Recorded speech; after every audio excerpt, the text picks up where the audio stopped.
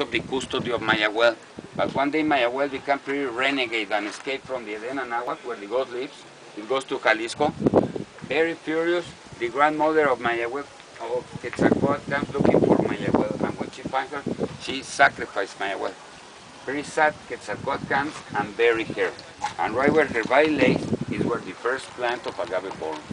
So everyone has the soul of Mayahuel.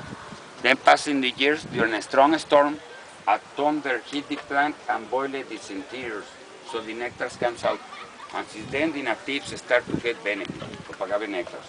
Another theory is that there was a dog, the first one that started drinking the nectars, and then people in town look at the dog pretty decent in the streets like that. So they say, what's going on? Follow the dog, and then they find the fountain of youth, where the nectar was coming out of the plant. Was until 1902 when a scientific guy, last name was Weber. That's what in the name is Agave Tequilana Weber Azul. This guy, a German guy married with a Mexican woman, he discovers that the blue agave nectars, it gives you 200 organoleptic characters. Characters you're going to find out in a moment. Once I give you an straight shot, you just watch each other, see how it changes your colors and moods. And also discovers that it has the only carbohydrate that is in the human semen. So no wonder. So what you're saying is you should drink this German guy, the scientific guy, German, discovers that the blue agave nectars, the tequila, it has the only carbohydrate that is in the human semen. So that's good for like men. Semen. That's what you think is called the Mexican viagra. Aphrodisiac stuff.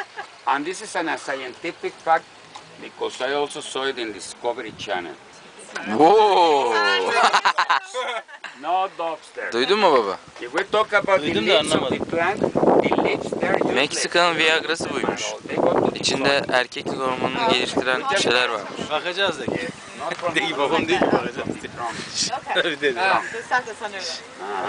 So he said, my father says he's gonna try tonight if it's gonna work. There it is.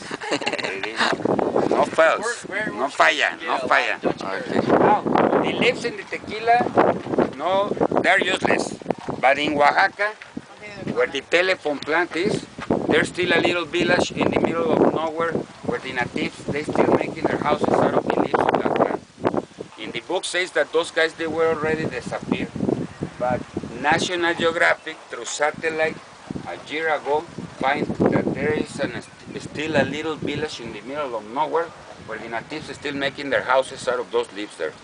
And then don't use nothing else, only the leaves. With the point and fiber, put them all together on the roof. I saw it on the TV, I mean, by satellite. Because nobody can get there because it's right in the middle of nowhere. They have no roads, no nothing.